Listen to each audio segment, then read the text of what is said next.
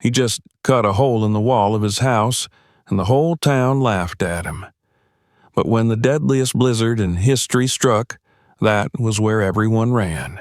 Subscribe so you don't miss what happens next, and write in the comments which city or country you're watching from. The cold always reached Elijah Brooks before the dawn did. It slipped through the cracks in the cabin walls like a living thing, searching, persistent, as if it knew exactly where his bones lay beneath the thin blankets. On mornings like this, he woke not because he was rested, but because the air inside the room had grown sharp enough to cut his lungs when he drew breath. His eyes opened to darkness mottled by faint silver patterns on the ceiling, where frost had crept across the boards in the night, blooming like dead flowers that no warmth had come to chase away. He lay still for a moment, listening to the hollow quiet that followed a long winter night, broken only by the distant creak of timber as the cabin contracted in the cold. Somewhere in the hearth, a coal glowed red, stubbornly clinging to life, but it offered little more than the promise of heat rather than the thing itself. When he finally swung his legs over the edge of the bed, the boards under his bare feet felt like slabs of ice. He had learned long ago to keep his boots near the fire, but even so, the leather was stiff and brittle in the mornings, and his fingers ached as he forced them open and slid his feet inside. The breath left his mouth in white clouds, drifting upward and vanishing into the dimness. The bucket of water he had carried in from the creek the evening before bore a skin of cloudy ice across its surface, and he broke it with the handle of his knife, the crack loud in the stillness. He drank anyway, ignoring the pain that shot through his teeth, because thirst was a harder thing to endure than cold. This was his winter routine, played out day after day in a cabin that looked solid enough from the outside, but had never truly learned how to keep the world at bay. He had built it himself after he came north, with the little money he had and the greater share of determination, hauling logs from the tree line and fitting them together with more care than skill. The roof was pitched steeply enough to shed snow, the door hung straight, the fireplace drew properly when the wind allowed it, but none of that mattered when January came and the land around him froze into a thing hostile to breath and blood alike. He stuffed moss into the seams, layered old cloth where the boards warped, even hammered flattened tin over the worst gaps, yet every night the cold found its way in, settling into the walls and floors as though it belonged there. Outside the cabin, the world lay under a pale blue glaze, the pre-dawn light reflecting off fields that had long since stopped pretending to be anything but empty. His patch of land lay at the far edge of the settlement, beyond the last cluster of houses where the forest thinned and the ground rose toward a low, stony hill. He had chosen it because it was cheap, because no one else had wanted to live so far out, and because after years of being told where he could and could not go, he valued the quiet distance. But the quiet came with a price.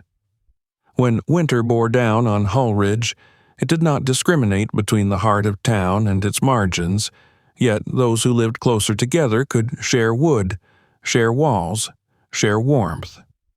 Elijah had only his own hands and the stubbornness that had carried him this far. He dressed quickly, pulling on every layer he owned, patched wool and worn cotton that still smelled faintly of wood smoke, no matter how often he washed it. His breath fogged the small window as he glanced outside. Snow lay undisturbed across the slope behind the cabin, the drifts smooth as untouched flour. It was a sight that might have been beautiful under other circumstances, but all he felt was the weight of another day spent fighting the same enemy. He stoked the fire with the last of the split logs he had stacked by the hearth, watching them catch and flare, knowing even as he did it that he was burning tomorrow's warmth for today's survival. He stepped outside to fetch more wood, the door protesting with a groan as he pulled it open. The cold hit him like a physical blow, stealing the air from his lungs for a moment, and he stood on the threshold until his chest remembered how to work. The hill loomed behind the cabin, its face mottled with rock and frozen earth, its crest hidden in a faint veil of drifting snow. He had passed it 100 times without a thought, but this morning, as he trudged across the yard toward the woodpile, something about it held his attention. Perhaps it was the way the wind curled around it, perhaps the way the snow seemed thinner near its base, but his eyes kept straying there, as though the hill itself were trying to tell him something. He worked through the morning in the same quiet rhythm he always did, splitting logs, stacking them closer to the cabin, moving his hands constantly to keep the blood flowing. The sky brightened, but the warmth did not follow. By midday, he had burned through more wood than he liked to admit, and when he finally paused to rest, leaning on the handle of his axe, he let his gaze wander again to the slope behind the cabin. This time he walked toward it, not quite knowing why, drawn by an unease he could not name. The snow crunched under his boots, the sound loud in the empty air, until he stood close enough to see the faint dark seam running along the base of the hill. It was a crack in the stone where the earth had split long ago, no wider than his forearm, but deep enough that he could not see the end of it. He crouched and brushed the snow away, exposing bare rock beneath, and as he did so, he felt it. A subtle difference in the air that had nothing to do with the wind. He held his hand near the opening, expecting the usual bite of winter, and instead felt something almost gentle, a breath that was not warm so much as not cold. He frowned and leaned closer, peering into the narrow darkness, then reached inside with gloved fingers. The chill was there, but muted, as though the earth itself were standing between him and the worst of the season. He withdrew his hand and stared at it for a long moment, his mind working in quiet circles. He had seen animals vanish into holes like this before, badgers and foxes that slipped beneath the frozen skin of the world and did not emerge until spring. He had never questioned where they went, only accepted that they were better at winter than he was. Now, standing at the mouth of the hill's hidden seam, he wondered if the difference lay not in their fur or their instincts, but in their refusal to remain above ground when the cold came to claim its due. The thought stayed with him as he returned to the cabin, as he chopped more wood, as he ate a thin meal by the hearth and felt the heat fade from his body as soon as he leaned back. He thought of the crack in the hill while he lay awake that night, listening to the wind rise outside, tracing the lines of frost on the ceiling with his eyes. He imagined what it might be like beyond that narrow opening, how the world might sound when wrapped in earth instead of air, how the cold might lose its edge when pressed back by tons of stone and soil. The idea was dangerous. He knew that even then, because it asked him to do the one thing he had never done before, to tear into the only shelter he had in pursuit of something he could not yet see. By morning, the notion had not faded, and he carried it with him like a hidden ember, warming and unsettling him in equal measure. He found himself studying the back wall of the cabin as he worked, the boards that stood between him and the hill beyond. He had raised those walls with his own hands, had driven every nail, sealed every seam, but now they looked less like protection and more like a barrier, an arbitrary line that said this far and no further. The crack in the hill had shown him otherwise. The land behind his cabin was not an enemy. It was a shield he had never considered using. He knew the town would laugh if he spoke of it. Hallridge was not a place that welcomed new ideas, especially not from a man who lived at its edge and spoke little.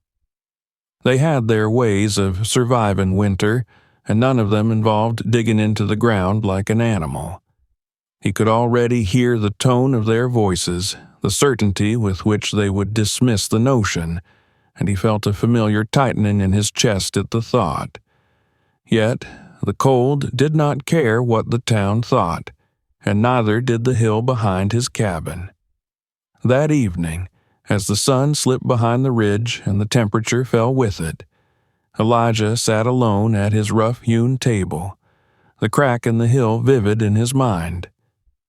He did not have a plan yet, only the sense that something had shifted, that the winter he had been enduring rather than mastering had finally offered him a way out. The cabin creaked and settled around him. The fire dwindled, and he drew his coat tighter, staring at the back wall as though he could see through it. Somewhere beyond those boards the earth lay waiting, steady and indifferent, holding a warmth that had nothing to do with flames or fuel. And for the first time since he had come north, he felt the faint outline of an answer forming in the cold. The idea did not announce itself with clarity or triumph. It lingered in Elijah Brooks like a bruise you only notice when you move the wrong way, dull at first, then insistent, pressing against every thought that was not directly tied to keeping himself alive. He woke before dawn with the sensation of earth on his skin, the memory of that faint, almost courteous warmth he had felt inside the crack in the hill, and it followed him through the gray morning like a second shadow.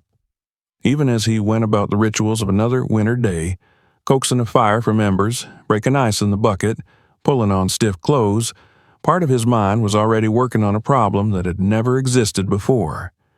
He had never considered the land itself as anything but a surface to cross or a source of wood and stone. Now, he found himself thinking in terms of depth instead of distance, of layers instead of miles. When the sun rose pale and thin behind clouds that promised nothing but more cold, he pulled on his coat and walked toward town with a purpose he had not felt in years. Hallridge did not offer much in the way of learning, but it had a mission house that doubled as a schoolroom for the children and, more importantly to Elijah, a cupboard of books that no one seemed to care about anymore. He had learned to read well enough from his mother when he was young, long before the roads had taken him north, and he had kept the skill alive because words were cheaper than anything else in the world. The mission house was nearly empty when he arrived, the children gone for the day because the teacher had fallen ill. He nodded to the caretaker and made his way to the back room where the books were kept, their spines cracked and their pages yellowed from years of neglect. He did not know what he was looking for at first, only that it had something to do with the way the earth behaved when the cold tried to take it over. He pulled volumes at random, treatises on farming that spoke of frost lines and soil conditions, old pamphlets about cellar construction, a forgotten journal from a mining survey that described the temperature changes with depth. The language was dense, the ideas scattered, but as he read he began to piece together a picture that felt almost like a conversation with the hill itself. The deeper the ground, the more constant its nature became. The cold bit only so far, and below that invisible boundary the earth held to its own slow rhythm, warming and cooling over seasons rather than hours. He traced diagrams of root cellars, noted the mention of underground rooms and places where winter was harsher than Hallridge could imagine, and compared them to the mining sketches that showed timber supports, bracing tunnels far deeper than he would ever need to go. It was not one revelation, but 100 small ones, each adding weight to the notion that had taken root in him the day before. By the time he left the mission house, his pockets were heavy with folded notes he had copied in a careful hand, and his head ached with the effort of sorting them into something usable. He walked back to the cabin slowly, stopping more than once to stare at the hill as though it were a book he had only just learned how to read. The back wall of the cabin no longer seemed immovable. It was a problem to be solved, a boundary to be redrawn.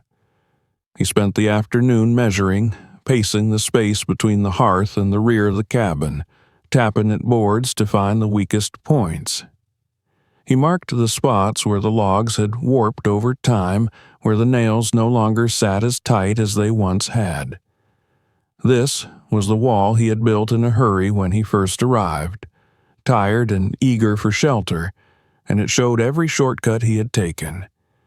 Beyond it lay the slope, rising at a shallow angle that would let him move forward and down without the need for a vertical shaft. It was not perfect, but it was enough. The problem of support occupied him next. He laid out his tools on the table, counting them, testing their edges, weighing their balance in his hands. The axe would not serve for this kind of work, but the old pick he had salvaged from a shed at the edge of town might. He imagined the earth pressing inward as he removed it, imagined the weight of the hill bearing down on whatever space he created, and the thought made his chest tighten.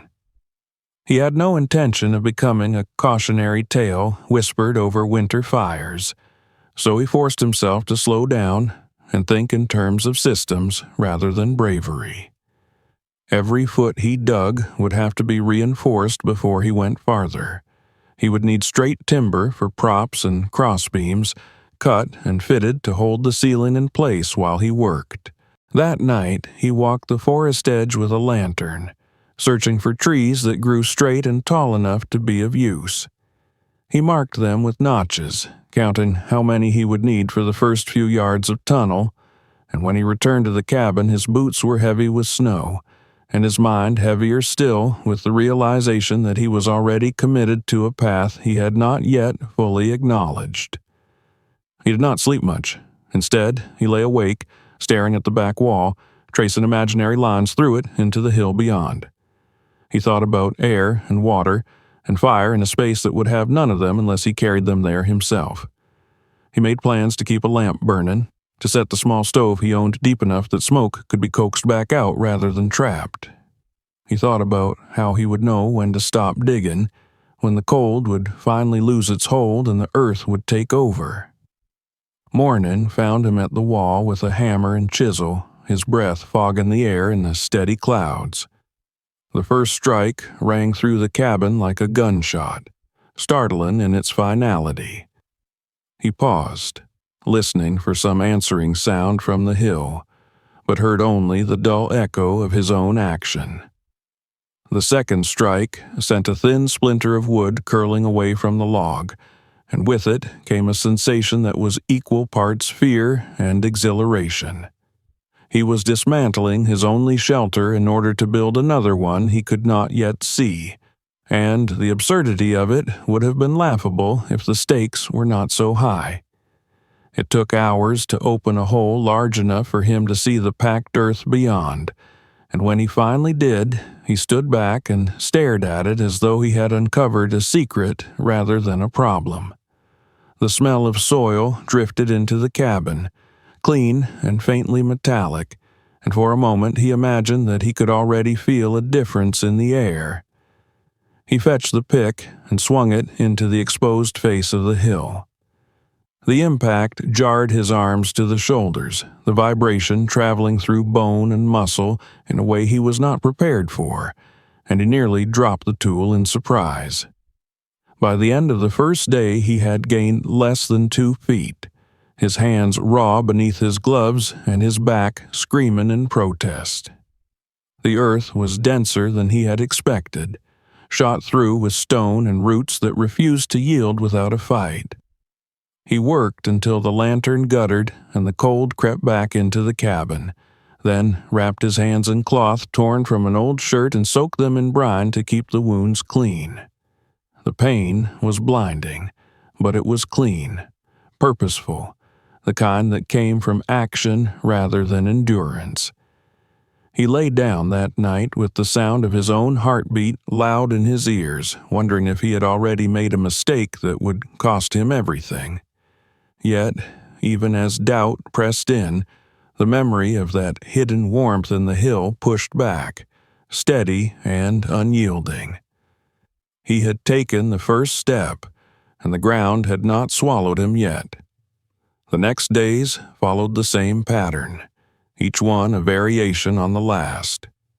He rose before dawn, stoked the fire, then set to work with the pick, digging a little deeper each time, stopping often to fit the rough timbers he had cut into place as props. The supports were crude, notched by hand and wedged tight against the ceiling, but they held, and with every inch of progress he felt the shape of the future room becoming more real. He learned to read the soil, to listen for the hollow sound that meant he had gone too far without bracing, to feel the subtle shift in resistance that warned of a pocket of looser earth.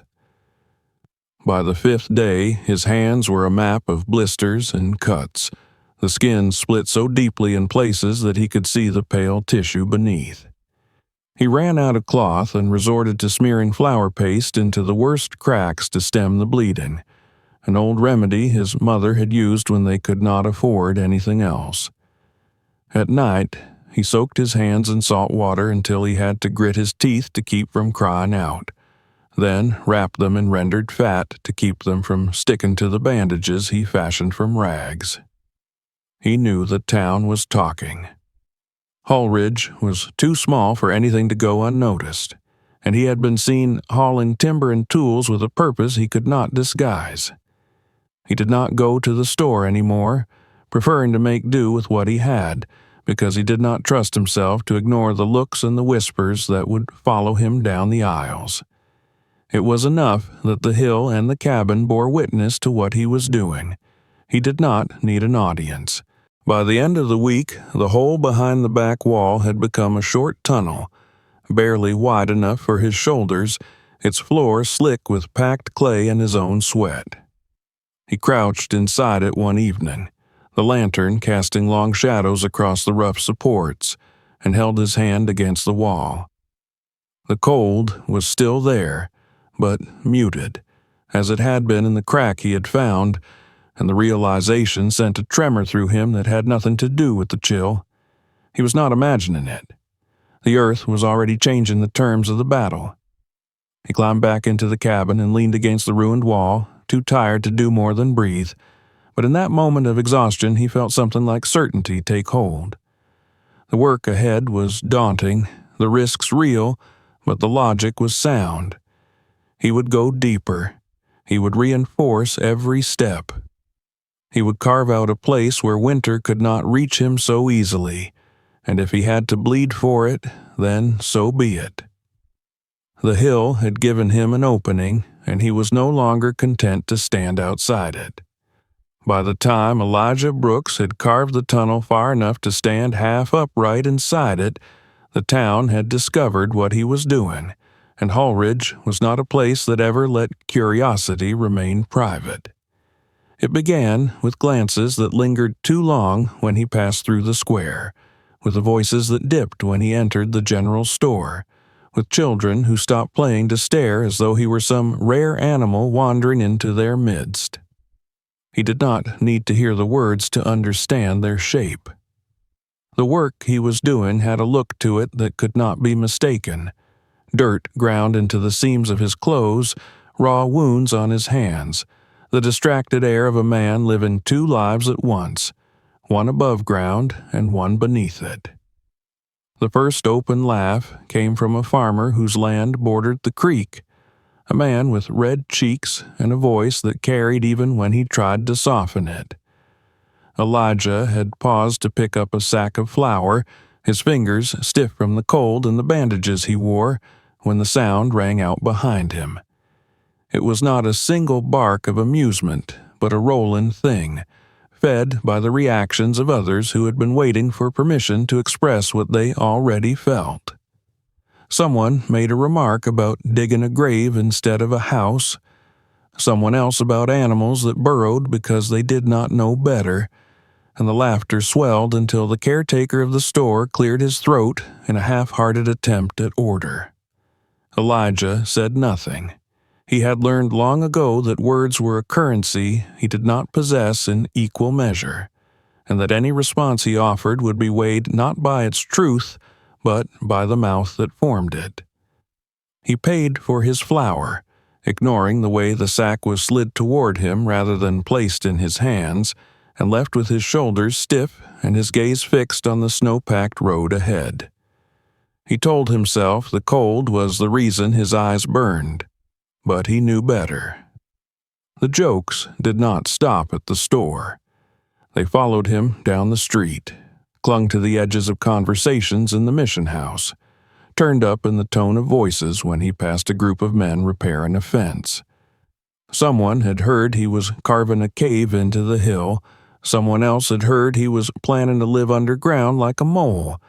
And by the end of the week, the stories had grown elaborate enough to include claims that he had already collapsed part of the slope and was too proud to admit it. He let the rumors run their course because he had no energy to spend on stopping them, and because the hill behind his cabin was indifferent to gossip. That indifference became his refuge. He rose before the town was fully awake and returned after dusk, his days defined by the rhythm of pick against clay, the careful placement of timber props, the long moments of listening for any sound that did not belong. He learned to feel the difference between soil that would hold and soil that would betray him, the way a miner might read the subtle language of rock. He was no miner, not really, but the books he had read and the necessity of the work sharpened his senses until he could almost tell by touch when he had gone too far without reinforcing the ceiling. Still, the risks were real, and they made themselves known in small, unsettling ways. One afternoon, as he swung the pick into a stubborn knot of stone, the earth above him shuddered and released a shower of fine grit that pattered against his shoulders and face. He froze, every muscle coiled, waiting for the ceiling to give way, but it held. He retreated carefully, wedged a new beam into place with hands that shook despite his efforts, and did not resume work until his breathing had slowed. That night, he lay awake longer than usual, replaying the sound of that shudder in his mind, the reminder that the hill was not an idea, but a weight. The town's attention, meanwhile, had sharpened from mockery into something more pointed. On the 10th day after he had begun, he returned from the creek with a load of stones for the arch he planned to build at the entrance, only to find that part of the timber stack he had prepared for supports was gone. He stood in the snow behind the cabin, staring at the bare patch where the beams had been, feeling a cold that had nothing to do with the air. He searched the area, following footprints that led away toward the forest and then vanished in a tangle of overlapping tracks. Whoever had taken the wood had done so deliberately, choosing pieces that were already cut to length, leaving behind those he had not yet prepared. He replaced them over the next 2 days, felling more trees under a sky that seemed to grow heavier with every hour. But the incident lodged in his mind like a splinter. It was one thing to work alone, to endure laughter and disbelief, but another entirely to realize that someone might prefer his failure to his survival. He began to reinforce the entrance to the tunnel not just against collapse, but against intrusion, fitting a rough barrier of planks that could be wedged in place when he was below ground, a gesture that made him feel foolish even as it gave him a measure of comfort. The whispers grew bolder as winter tightened its grip on Hullridge. Children dared each other to run past his cabin at dusk, shouting questions into the darkness behind the back wall, then sprinting away before he could respond. Once he found a crude drawing scratched into the door with a nail, a stick figure disappearing into a hole in the earth, the lines exaggerated into something monstrous. He scrubbed it away with snow, his fingers numb, and did not look back when he returned inside. Yet the work continued inch by hard-won inch. By mid-November, the tunnel had reached a depth that felt different from the shallow beginnings, the air cooler in summer's sense, but strangely forgiving in the face of the season. He could stand upright now, the ceiling rising high enough that he no longer had to hunch, and the space ahead of him hinted at the room he intended to carve out. He marked the boundaries with charcoal, sketching the outline of walls that would one day hold more than just his own breath. It was during this period that a man named Charles Whitmore came to the cabin. Whitmore was known in Hullridge as someone who had apprenticed in a quarry in his youth, a detail he mentioned often enough that it had become part of his identity.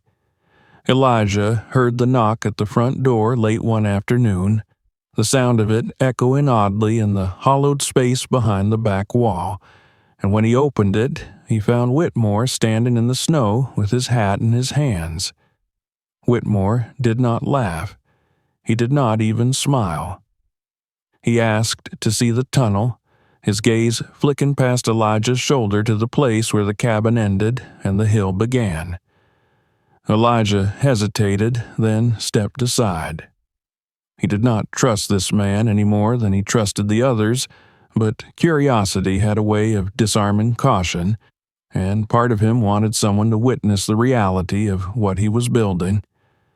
They stood in the lantern light, the rough timbers casting striped shadows across the clay walls, and Whitmore ran his fingers along one of the supports with an expression that was almost thoughtful. He said nothing for a long time, then shook his head slowly. He remarked on the weight of the hill, on the danger of going too far without proper shoring, on the way frost could creep deeper than expected if water found its way into the wrong cracks. It was not a warning delivered with kindness, but neither was it a mockery. It was simply an assessment, and when he left he did not offer to help, but he did not take anything either. Elijah watched him go with a strange mixture of relief and unease. It would have been easier if Whitmore had laughed like the others. The absence of ridicule left too much room for doubt. That doubt followed him into the tunnel the next day, when he discovered that someone had tampered with the barrier he had set in place, prying loose a plank so that it hung askew, barely held by one nail. He stood there for a long time, the pick resting against his shoulder, imagining the consequences if the board had fallen while he was below. The thought of being trapped, of calling out into the earth with no one able or willing to hear, tightened around his heart until he had to lean against the wall to steady himself. He did not retreat. Instead, he fixed the barrier more securely than before, driving in additional nails, wedging the planks so tightly that they could not be shifted without a hammer. He began to work with a new vigilance, checking every support twice, listening to the sounds of the hill not just for signs of collapse, but for any hint of intrusion. The earth had become his ally, but the world above it was proving itself less predictable. The physical toll of the labor mounted as the days shortened. His hands, never fully healed from the first week, split open again and again, the skin refusing to toughen no matter how much he asked of it. Blood stained the handle of the pick, the clay floor, the cuffs of his sleeves. He wrapped and rewrapped his fingers, whispering his mother's old remedies under his breath like prayers. And when the pain threatened to overwhelm him, he focused on the slow, measured growth of the tunnel, the way the space answered him with a depth he could almost feel in his bones. At night, he dreamed of the hill closing over him, of the ceiling pressing down until the air was squeezed from his lungs, and he woke with a gasp, his heart hammering, only to find the familiar frost patterns blooming on the cabin walls. The contrast was a reminder of why he was doing this. The earth could betray him, yes, but so could winter, and winter had proven itself merciless more times than he could count.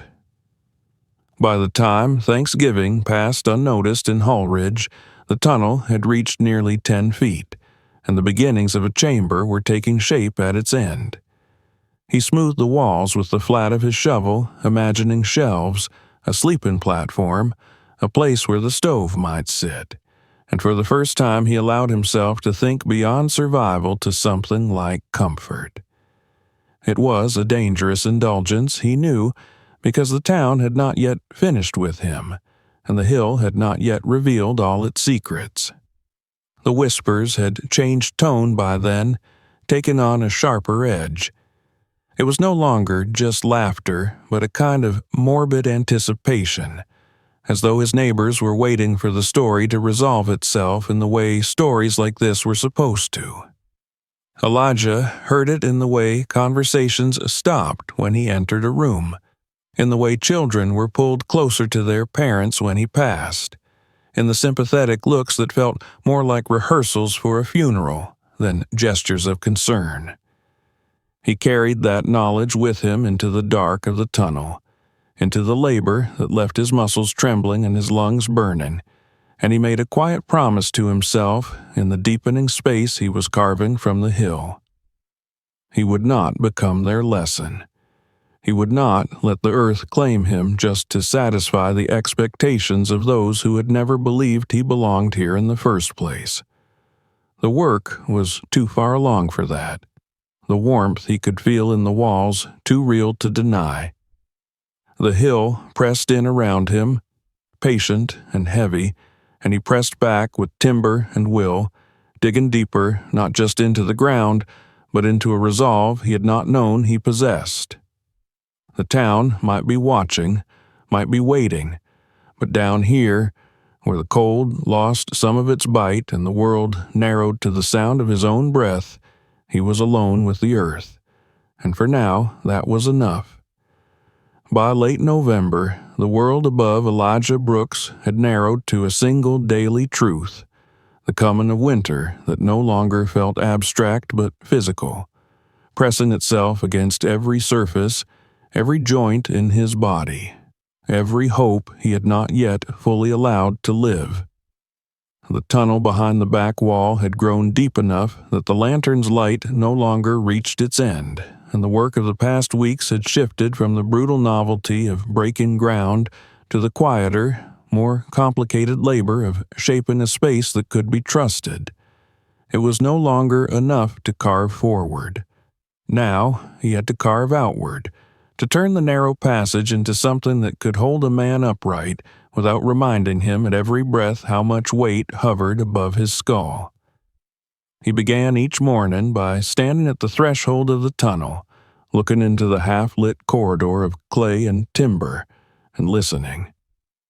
The hill had its own sounds, a slow internal language of settling and compression that he had learned to distinguish from danger. The absence of sound was sometimes worse than its presence. A sudden silence in the wrong place could mean that something had shifted without his consent.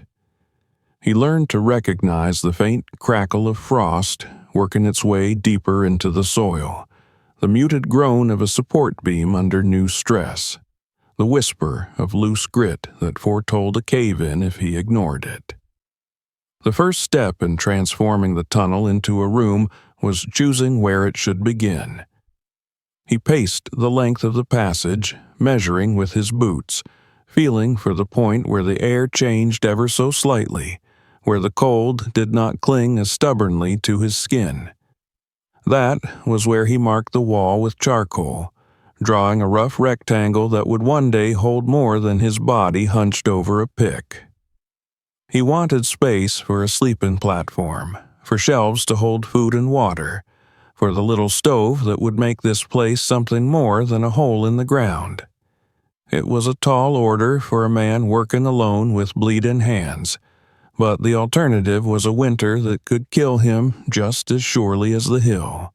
He began by widening the tunnel laterally, attacking the clay at shoulder height, then above his head, careful not to remove more than he could brace before nightfall. The earth resisted him with a stubbornness that felt personal, Roots ran through the walls like old scars, forcing him to pry and twist rather than cut, and the stones lay hidden in the clay until the pick struck them with a jarring clang that traveled up his arms and into his teeth. Every few feet, he stopped to wedge new beams into place, notching them by hand so they would bite into the ceiling and floor, forming a crude skeleton that held the hill at bay. The deeper he went, the more he understood why the books had emphasized patience. This was not work that could be rushed.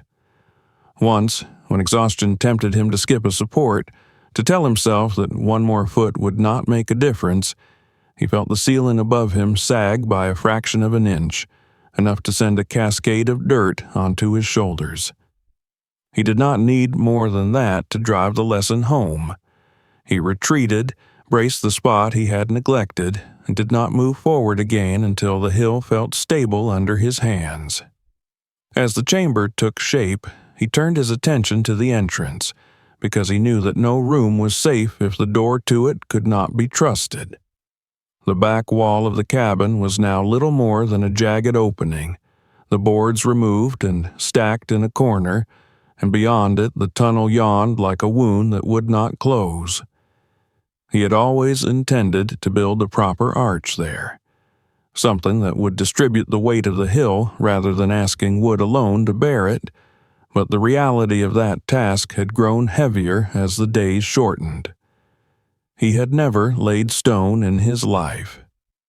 He had read about it, studied diagrams of Roman vaults and medieval cellars, but there was a gulf between understanding a principle and executing it with hands that shook from fatigue. He gathered the stones he had been collecting from the creek bed and spread them out on a tarp in the cabin, turning them over in the lantern light, feeling their curves and edges, trying to imagine how they might fit together. The idea of the arch was simple in theory. Each stone leaned on the next, and the weight that threatened to crush the opening was instead carried along the curve and into the surrounding earth. The trick was in making that curve precise enough that the stones would support one another rather than slipping free. He built a wooden form first, a half circle of rough boards nailed together and braced so that it could stand inside the opening without shifting. It took him 2 days to get it right, adjusting the angle by fractions, shaving off corners, stepping back again and again to judge the line it made against the dark of the tunnel beyond. When he finally wedged it into place, he felt a tremor of anticipation that was almost like fear. Everything that followed would depend on whether he had measured well enough. The laying of the stones became a ritual. He mixed mortar in small batches in a battered bucket, the smell of wet lime sharp in the confined space, then chose a stone, tested it against its neighbors, and spread the paste in a thin layer before pressing it into position. He began at the base on either side, building upward in careful symmetry, each piece chosen for the way it nested against the curve of the form.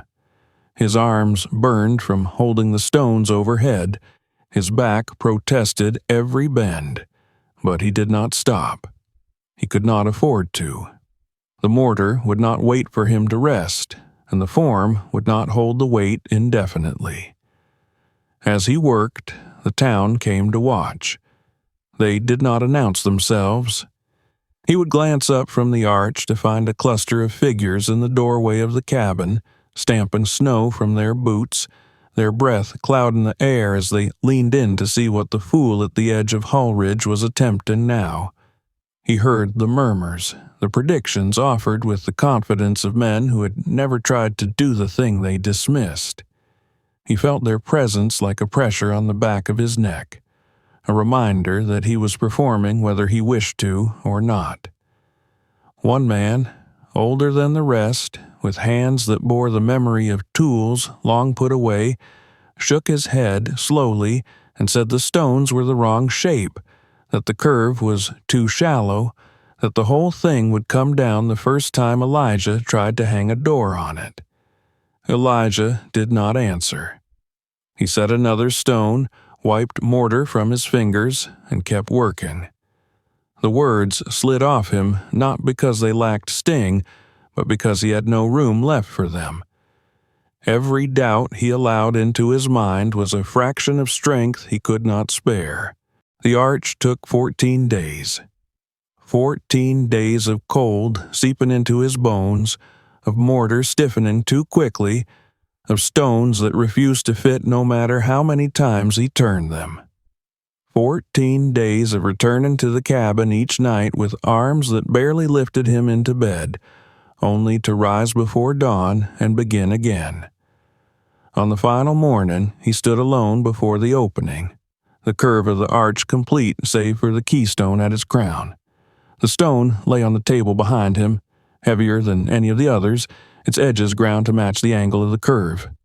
He lifted it with both hands, his muscles screaming, and eased it into place. For a moment, it did not seem to want to settle, hovering on the edge of balance, and then the weight of the stones on either side pressed in and the keystone slid home with a soft, final sound. He did not move for a long time. He waited for the telltale crack, the cascade of dust that would mean he had failed. When nothing happened, he reached up and tapped the wooden form with the handle of his pick. It did not shift. He knocked away the braces that held it in place, heart hammering, and watched as the form sagged free and fell away from the arch. The stones did not move. The curve held. The silence in the cabin was so complete he could hear the blood in his ears. Somewhere behind him a man cleared his throat, and Elijah realized the doorway was crowded again. The town assembled to witness either disaster or proof. No one laughed this time. They stood and stared at the arch, at the impossible line of stone holding back a hillside, and in their quiet he found a satisfaction deeper than any praise could have offered. The door came next. Compared to the arch, it was a simpler task, but it carried its own weight of consequence. He cut a slab of oak from the remnants of an abandoned barn, planed it smooth, and fitted iron hinges he had salvaged from a broken gate. He measured the opening again and again, shaving off fractions of wood until the door fit the curve like a cork in a bottle. When he hung it in place and swung it shut for the first time, the sound was deep and resonant, a note of finality that echoed through the cabin and into the tunnel beyond. He stood there with his hand on the latch, imagining what it would mean to close himself inside the hill, to trust his life to the work of his hands and the patience of the earth. The town drifted away behind him, their curiosity sated for the moment, and the cabin felt suddenly empty despite the half-built tunnel that now dominated it. Winter was not waiting. It was already here, pressing against the windows, creeping along the seams, making its presence known in the slow accumulation of frost. Elijah knew he could not delay any longer. The chamber had to be finished before the cold finished with him. That night, he slept with the door ajar, the arch framing the darkness beyond, and for the first time in weeks he dreamed not of collapse or suffocation, but of space, of a room that belonged to him alone, hidden beneath the hill, waiting for him to step inside and claim it. December announced itself not with celebration, but with a tightening of the world. The snow that had flirted with the fields in November now settled with authority, smoothing every contour into the same blank declaration of winter's rule. Elijah Brooks stood in the doorway of his cabin on the first morning of the month, the round stone arch behind him and the new oak door still smelling faintly of sawdust and iron oil, and watched the frost form along the edge of the porch rail as if it were being painted in real time. He had built what he could build. Now the season would decide whether it was enough. The first night he spent fully inside the chamber beneath the hill, he did so with a caution that bordered on reverence. He lit the small stove he had dragged down the tunnel and set against the far wall, feeding it only a handful of split kindling, more curious than confident about how the air would behave in a space so different from the open room of his cabin. He left the round door ajar, just wide enough to let the faint light from the hearth spill in, and sat on the rough plank he had laid across two supports to serve as a bench, listening. There were no echoes the way he had expected. The sound of the fire was muted, the crackle swallowed by the clay walls and the thick curve of stone at the entrance. The air did not rush towards the flame as it did above ground. It seemed to settle instead, holding the warmth close, coaxing it outward rather than letting it escape. He reached for the thermometer he had tacked to one of the beams and watched the mercury climb, not quickly, but steadily, until it reached a number that made him blink. It was warmer than the cabin had ever been in December, and the stove had barely begun to work. He slept on the plank that night, wrapped in his coat, the smell of damp earth around him, and woke hours later with the sensation that something fundamental had changed. The cold was still there, but it had lost its teeth. It no longer sank into his bones with the same relentless insistence. The walls around him felt cool to the touch, but not hostile, and when he stepped back into the cabin at dawn, he did so with a clarity that startled him. The cabin was a shell now, a place of preparation and labor rather than refuge. The refuge lay behind him under the hill. The following days became a study in contrasts. Above ground, he continued to patch and brace the failing structure of the cabin, sealing the worst of the gaps, reinforcing the roof against the weight of the coming snow, but he no longer fought the cold there with the same desperation. He let the fire burn lower, saving wood for when it truly mattered, and spent his evenings below, in the room that seemed to exist outside the logic of winter. The air down there smelled of clay and smoke, a scent that settled into his clothes and hair, and he found that he carried it with him even when he climbed back into the frozen daylight. It was not all comfort. As the days passed, he began to notice a dampness creeping into the corners of the chamber, a thin sheen of moisture that gathered on the coldest stones and beaded on the timber supports. He wiped it away with rags, then checked the walls more closely, feeling for places where water might find its way in when the thaw eventually came. The books he had read had warned him about this, about the way underground rooms could become traps of mold and rot if they were not given a way to breathe. He had no ventilation shaft yet, no dedicated path for stale air to escape, and the realization that he had traded one threat for another pressed at the edges of his newfound peace. He compensated as best he could, cracking the door open wider at night, adjusting the stove so it drew more aggressively, anything to keep the air moving. It was a temporary solution, and he knew it, but December was not the month for new shafts or long climbs to the surface. December was the month for holding what you had built against the cold and hoping it would hold you in return. The town watched these changes with a confusion that bordered on unease. They saw less smoke from Elijah's chimney and drew their own conclusions, whispering about madness and foolishness with a nervous edge that had not been there before. He did not hear the words directly, but he felt the shift in the way people looked at him when he passed, the uncertainty that replaced outright mockery. They could not reconcile the image of a man abandoning his fire in the depths of winter with their own understanding of survival, and that unsettled them more than his digging ever had. Elijah, meanwhile, had begun to prepare for something he could not yet name. The wind changed its voice in early December, rising in fits rather than settling into the steady moan that accompanied most storms, and the sky took on a metallic hue that reminded him of the moments before a heavy snowfall. He brought more supplies down into the chamber, stacking sacks of flour and dried beans against the wall, filling jugs with water from the creek while it was still accessible. He carried down extra blankets, a spare lantern, the few keepsakes he had that could not be replaced. Each trip through the round door felt like a narrowing of the world, as though he were stepping not just into a room, but into a future that diverged from everything Hulridge had ever known. One night, he woke to the sound of the wind battering the cabin so hard that it made the timbers creak like old bones. He sat up on the plank, heart racing, and listened to the roar that seemed to come from everywhere at once.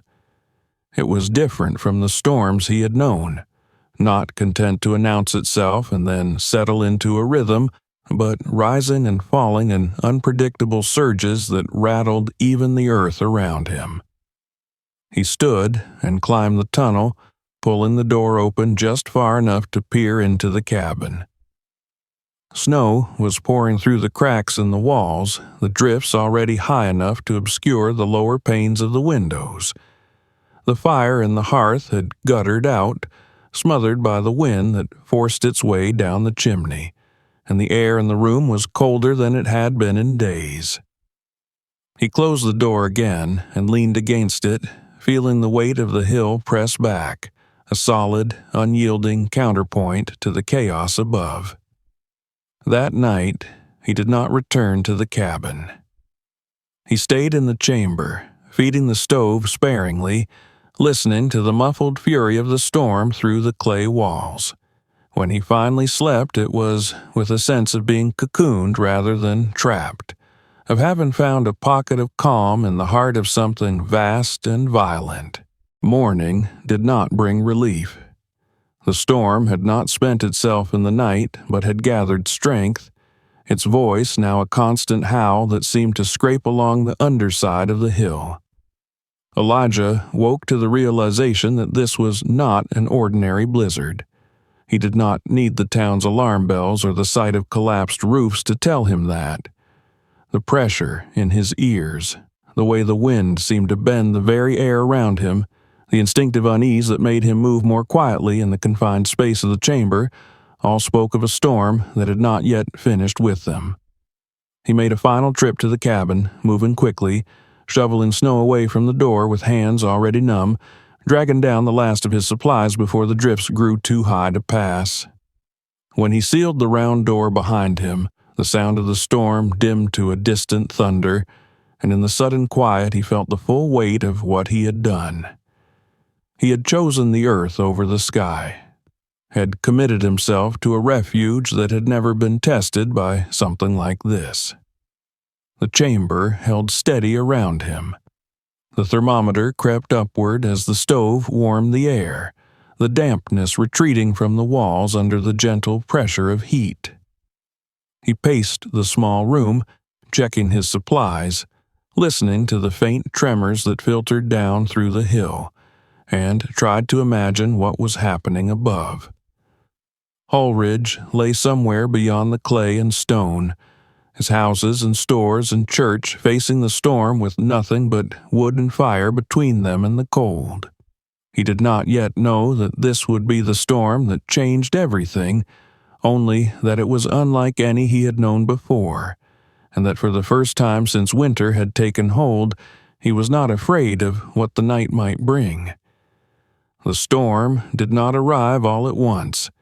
It came in layers, each one heavier than the last, as though the sky were testing Hulridge before committing fully to its destruction. Elijah Brooks felt the change before he saw it. Deep in the chamber, beneath the hill, the air seemed to tighten, the faint vibrations in the clay walls growing more pronounced, a low trembling that never quite settled. It was the kind of sensation a person could easily ignore if he wanted to believe in the reliability of weather and the stubbornness of routine, but Elijah had spent too long listening to the ground to dismiss it. The hill was speaking in a voice he had not yet learned to interpret, and instinct told him to pay attention. When he cracked open the round door, the cabin beyond was already half lost to the storm. Snow poured through the broken seams in the walls like sand through a sieve, forming drifts against the legs of the table, the base of the hearth, the scattered tools he had left behind. The roof groaned under a weight it had never been asked to bear, and the wind found every weakness, prying and tearing with a persistence that bordered on intent. He closed the door again quickly, not wanting the fragile warmth of the chamber to be stolen by the fury outside, and stood for a moment in the dim light of his lantern, letting the reality of the situation settle over him. This was not a storm that could be waited out in the cabin. It was not even a storm that respected the usual boundaries of shelter and exposure. It was a force that reduced distinctions, turning walls into suggestions and doors into inconveniences. The only reason he could think clearly at all was because the earth around him held firm, its ancient patience absorbing the noise and the cold and returning them to him as something distant, manageable. He fed the stove sparingly, mindful of the smoke and the preciousness of his wood, and began the quiet work of endurance. Hours passed in a haze of listening and waiting, of checking the thermometer and the door latch, of imagining the town above him as a series of fragile shapes being reshaped by the storm. The roar that filtered through the hill was constant, but it was not uniform.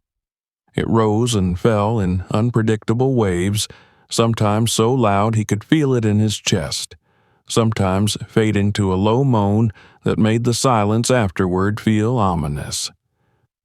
Sometime in the long, lightless afternoon he heard a new sound, one that did not belong to the storm.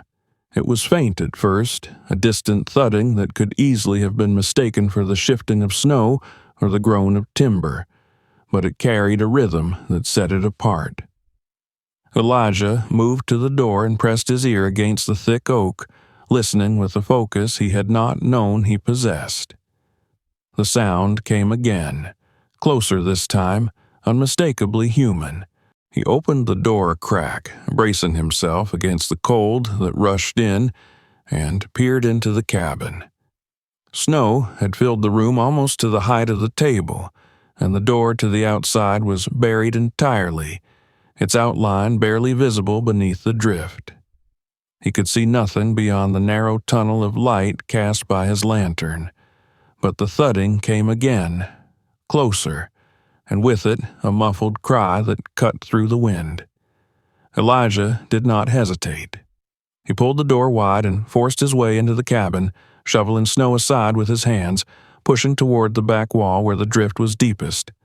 The cold hit him like a living thing, stealing the breath from his lungs, but he kept moving, driven by the knowledge that whatever waited on the other side of that wall was closer to death than he had ever been. The thudding grew louder, resolving itself into the sound of fists striking wood, and when he reached the door that opened to the outside, he tore at the snow until the handle was free. The man who fell through the opening when he pulled the door open was half buried, his coat stiff with ice, his face gray with cold. Elijah dragged him inside and slammed the door shut behind them, the wind clawing at the edges as though reluctant to release its prize. He hauled the stranger through the drifts to the round door and into the chamber, where the warmth of the earth met them like an embrace. The man did not speak. He only clung to Elijah's sleeve, his body shaking with a violence that had nothing to do with fear. More came. They did not arrive as a crowd, but in scattered, desperate ones and twos, following some instinct that led them away from collapsing roofs and blocked roads toward the one place in Hullridge that still offered something other than a battle. A woman with a child wrapped in a blanket appeared at the door, her eyes wide with shock, her steps uncertain in the deepening snow. An older couple stumbled in together, leaning on each other with a determination that bordered on defiance.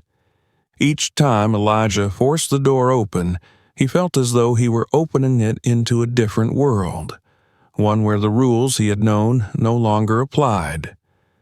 He brought them all down into the chamber, his small refuge swelling with bodies and breath until it no longer felt like a room, but like a living thing. The air grew thick with the scent of wet wool and fear, with the sound of coughing and whispered reassurances. He set the stove to burn hotter than he had dared before, watching the thermometer climb as the heat of so many people began to change the atmosphere. It was a risk. He knew that too much fire could rob them of air, that smoke could build in a space never meant to hold so many, but the alternative was unthinkable. As the chamber filled, so did his responsibilities. He guided people to the driest spots, arranged them along the walls where the supports were strongest, handed out what blankets and spare clothes he had. He said little, not because he lacked words, but because there were too many variables to control and he could not afford to lose focus. He listened constantly, not just to the storm, but to the room itself, attuned to the way the air moved, the way the heat pooled and shifted. He adjusted the stove's damper, cracked the door open in brief, careful intervals to let stale air escape, then sealed it again before the cold could undo what the earth was doing for them. Outside, the storm raged with an indifference that bordered on cruelty. He could hear it through the hill now, not as a roar, but as a pressure, a force that seemed to push down on the chamber from all sides. He imagined Hull Ridge above them as a landscape of broken shapes, houses folded in on themselves, streets erased by drifts that reached for the rooftops. He did not know how many were left out there, how many had found their way to him, and how many were trapped beyond reach, but he felt the weight of them all in the narrow space of his refuge. At one point, the stove began to smoke, the thin stream of gray thickening until it stung his eyes. He reacted instantly, opening the door wider than he dared, letting the cold slash into the room in order to draw the smoke out. The temperature dropped sharply, drawing a collective murmur from the people pressed against the walls, but the air cleared and he adjusted the flue before closing the door again. The earth reclaimed the warmth slowly, patiently, as though it had always intended to carry this burden. Night fell without ceremony. The darkness above filtered down into the chamber not as absence of light, but as a change in the quality of the storm's voice. The children who had come with their parents cried until exhaustion claimed them, their small bodies huddled against strangers who held them because there was no one else to do so. The adults spoke in low tones, sharing fragments of what they had seen. Roofs torn away, barns collapsed, a schoolhouse buried to its windows. Elijah listened without interrupting, committing their words to memory as though he might need them later, though he did not yet know why. By the time the storm reached its height, the chamber held more people than Elijah had ever imagined fitting within its walls. The heat had climbed to a level that would have seemed miraculous in any other winter, and yet the air felt thin, the margins for error shrinking with every additional breath drawn in the confined space. He remained awake long after the others had fallen into uneasy sleep, sitting by the stove with his back against the clay wall, his senses stretched to their limit. He thought of the arch he had built, of the beams wedged into the ceiling, of the hill that now bore not just his life, but the lives of everyone crowded into this pocket of warmth. The storm did not end that night, or the next. It went on as though it had forgotten the concept of stopping, and Elijah learned what it meant to exist in a place that was both sanctuary and siege. He rationed wood, counted breaths, measured heat in the subtle shifts of comfort and discomfort around him. He was no longer a man who had dug a hole in his wall. He was the keeper of a refuge that had never been tested like this. And the hill, ancient and implacable, was the only thing standing between the people of Hullridge and the cold that would claim them if it could. When the storm finally began to loosen its grip on Hullridge, it did so without ceremony, as though it had simply grown tired of its own cruelty. There was no moment of triumph, no sudden silence to announce that the worst had passed. Instead, the roar that had battered the hill for days softened into a weary moan, the pressure in the chamber easing by degrees so subtle that Elijah Brooks did not trust them at first. He had learned during those endless hours beneath the earth that hope could be as dangerous as fear, and he waited for the hill itself to tell him that it was safe to breathe again. The chamber had become a world unto itself. Bodies lay pressed together along the clay walls, wrapped in coats and blankets that steamed faintly in the warm, crowded air. Children slept in uneasy knots, their dreams broken by the distant howling that still filtered down through layers of stone and soil. Adults stirred and shifted, the stiffness of prolonged immobility etched into every movement, but they did so quietly, as though noise itself might wake the storm above. The stove glowed low and steady in its corner, a red heart in the dimness, fed by Elijah's careful hand with a restraint born of necessity. He had not slept more than a few minutes at a time since the first of them had arrived. His rest came in fragments, his mind never fully letting go of the sounds and sensations that defined this place now. He listened to the rhythm of breathing around him, counted it unconsciously, measuring the health of the room by the absence of panic rather than its presence. Each time he cracked the door to vent the smoke or let fresh air circulate, the cold reached in with an eagerness that made him flinch, and he learned to balance the needs of heat and air with the precision of a man walking a narrow bridge in the dark. It was during one of these brief intervals, when he had opened the door just enough to clear the haze that had begun to gather near the ceiling, that he realized the storm's voice had changed. The roar that had been a constant companion for days was now broken, uneven, no longer the wall of sound that had defined their isolation. He closed the door again and sat back on his heels, letting the small difference settle into his awareness. It was not relief he felt, but the cautious recognition of a shift in the world above. As the hours passed, the people in the chamber began to stir with more intention. A woman whose hair had turned white in the space of a few days sat up and began to whisper to the child pressed against her side, her voice hoarse but steady. A man near the door shifted his weight and winced, rubbing at a leg that had gone numb, and the sound drew a ripple of quiet laughter that was more surprise than amusement. The chamber was no longer a place of waiting. It was becoming a place of recovery.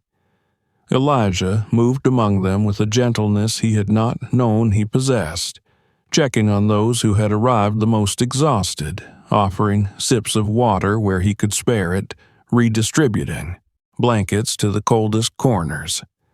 He had not planned for this, had not imagined himself in the role of caretaker for a room full of neighbors who had once looked through him rather than at him, but necessity had a way of reshaping identities.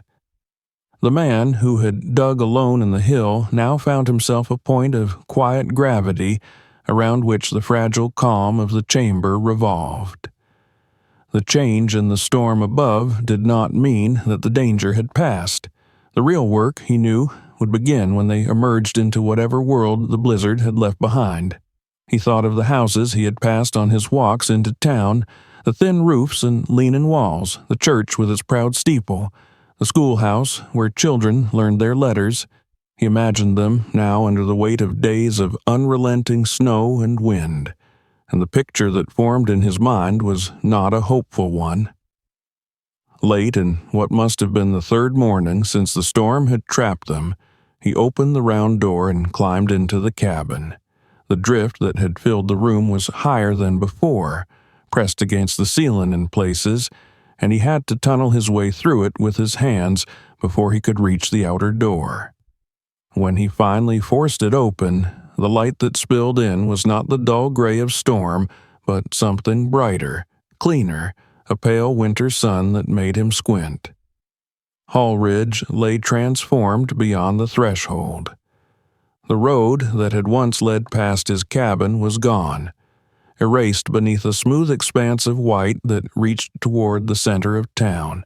Roofs protruded at odd angles from the drifts, some intact, others caved in, their lines broken and softened by snow. Fences were buried entirely, barns reduced to vague humps in the distance, and the wind that still moved across the fields no longer howled but sighed, as though exhausted by its own violence. He stood there for a long moment, the cold biting at his face, and then he turned back to the chamber. It was time. The exodus was not swift. People emerged in small groups, their legs stiff, their expressions wary as they took in the altered landscape. Some cried openly when they recognized the ruins of their homes, the places where their lives had been interrupted, now reshaped beyond easy repair. Others stood in silence, absorbing the damage with a stoicism that spoke of losses they had not yet named. Elijah remained at the threshold of the round door, watching them go, counting heads without knowing exactly what number he hoped to reach. When the chamber was empty, the quiet it left behind felt louder than the storm ever had. He went back inside and sat on the plank that had served as his bed, letting the silence wash over him, his body heavy with exhaustion. He did not stay long. There was work to be done, and he knew that if he allowed himself to rest too deeply, he might not rise again. The days that followed were a blur of digging and lifting, of shovels biting into drifts that were higher than a man in places, of voices calling out names in the hope that someone would answer. Elijah worked alongside the others now, not as an outsider but as a necessary part of the effort. He knew how to move through snow that had compacted under its own weight, how to listen for the hollow sound that meant a buried roof rather than a solid wall, how to carve a path where there had been none. They found survivors where they could, people who had managed to hold on in pockets of air under collapsed beams or behind blocked doors, and they found those who had not been so fortunate. Each discovery carved something new into the collective memory of Hallridge, a reckoning with the limits of what wood and fire could accomplish against a storm that did not care about tradition or habit. Through it all, Elijah felt the eyes of the town on him in a way he never had before. There was no laughter now, no whispered predictions of his failure. There was instead a quiet, almost reverent awareness of what his stubbornness had made possible. They had seen the inside of the hill, had felt the warmth that came not from burning, but from being held, and the experience had changed the shape of their understanding. On the third evening after the storm broke, when the worst of the digging was done, and people had returned to whatever fragments of home they could still claim, a man approached Elijah as he stood at the edge of the road, his shovel resting against his shoulder. It was the same farmer who had laughed in the general store weeks before, the one whose voice had carried farthest. He did not speak right away.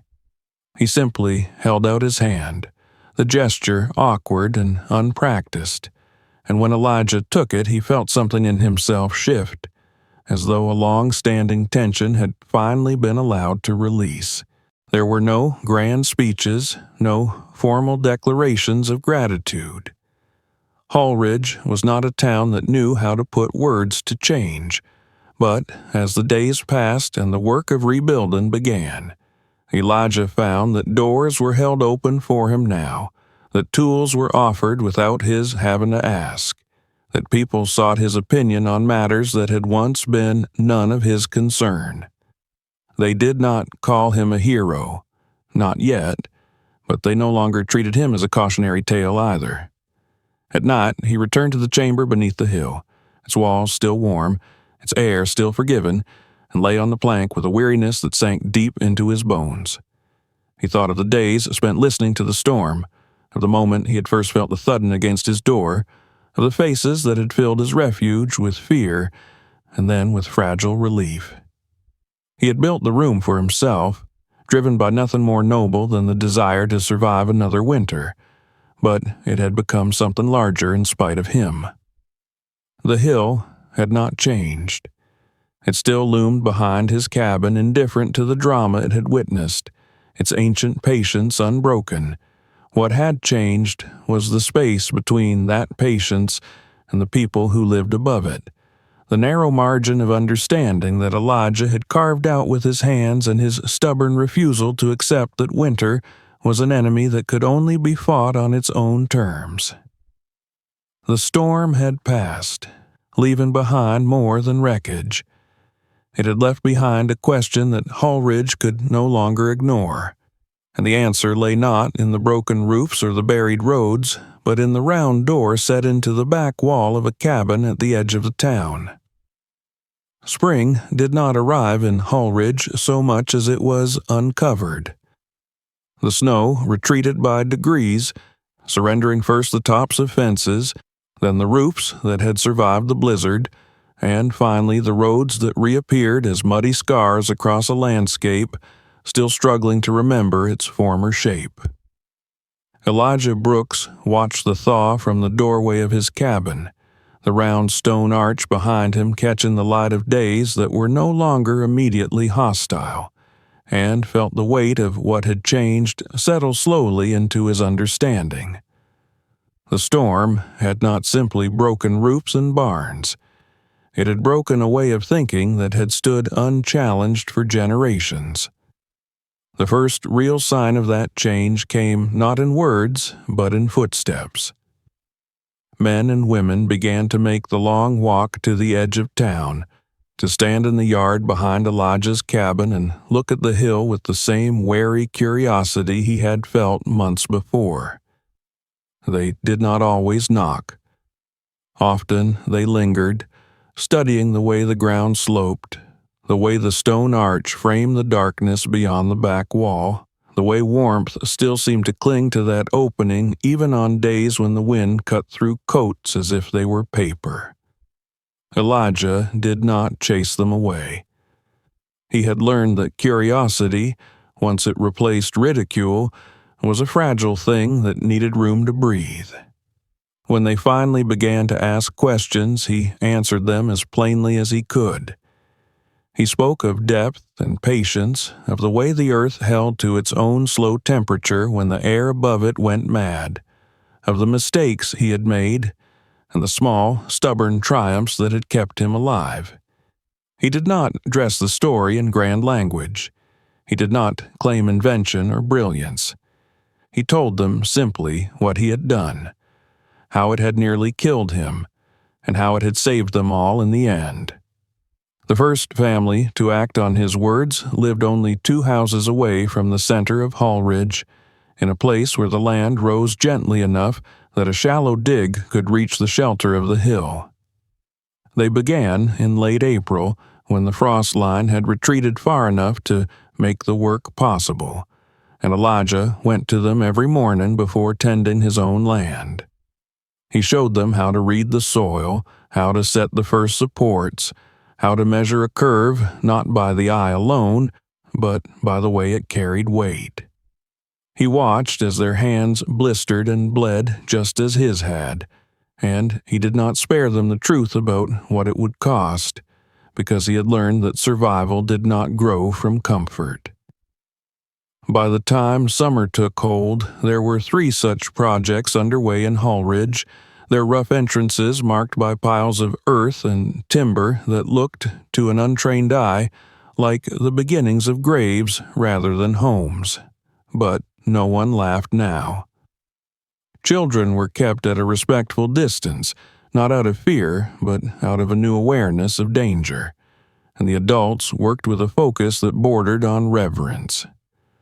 The memory of the storm was too close, too heavy for anything else. Elijah's own chamber did not remain as it had been. He improved it in small, thoughtful ways that spoke of a mind no longer content with mere sufficiency. He dug a narrow ventilation shaft that angled upward behind the hill, capping it with a simple hood that let air escape without inviting the weather to follow. He smoothed the walls where his earlier haste had left them jagged, added shelves and a raised sleeping platform, built a second door further down the tunnel to create a pocket of stillness that trapped heat between two layers of oak and stone. Each change was a quiet acknowledgement of lessons learned the hard way. As the months passed, the idea spread beyond Holridge. Travelers stopped in the town on their way north or west, heard the story in fragments over meals taken in half-repaired kitchens, and carried it with them when they left. A newspaper from a neighboring county printed a short piece about the man who had hidden from a blizzard beneath a hill and emerged with 30 lives in his care, and though it did not name him, everyone in Holridge recognized the shape of the truth in its lines. The greatest change, however, was not in the number of shelters built or the miles the idea traveled. It was in Elijah himself. He had lived for years with the expectation of isolation, had accepted it as the natural order of things, but now he found that the rhythm of his days included other people in ways he had not anticipated. There were questions to answer, mistakes to correct, and occasionally arguments to settle when pride threatened to undo cooperation. He navigated these moments with a patience born of the work that had brought him here, never raising his voice, never claiming authority beyond what his experience granted him. One evening in late autumn, as the light faded early once more and the memory of winter stirred uneasily in the town, a woman arrived at his cabin with a child at her side.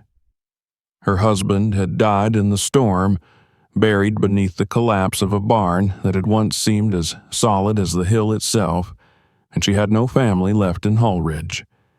She did not ask to stay.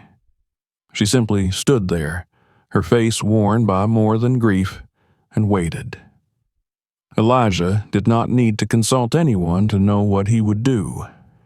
He made space for them in his own chamber, adjusting shelves and platforms to accommodate 2 more lives, and, in doing so, acknowledged something he had not yet put into words. The refuge he had built was no longer his alone. The following winter came, and it was harsh, but it was not a terror. Holridge met it with preparation rather than resignation, with doors set into hillsides and arches rising quietly from back walls, with ventilation shafts capped against the snow. When the first real blizzard swept through in January, it did damage, but it did not take the town by surprise. Families retreated below ground, emerging days later with stories of warmth that did not require constant feeding, of nights spent listening to the storm rather than fighting it. The earth had become part of their vocabulary, not as a threat, but as a partner. Years passed in this manner, each winter reinforcing the lesson Elijah had learned in blood and clay. He married the woman who had come to his door with her child, their life together shaped as much by the chamber beneath the hill as by the cabin above it. They raised children who learned to dig before they learned to read, who knew instinctively that the ground beneath their feet was not an enemy to be conquered, but a shelter to be understood. When Elijah grew old, the chamber he had carved with his own hands had become a small, underground home, its rooms connected by tunnels that bore the marks of decades of careful expansion.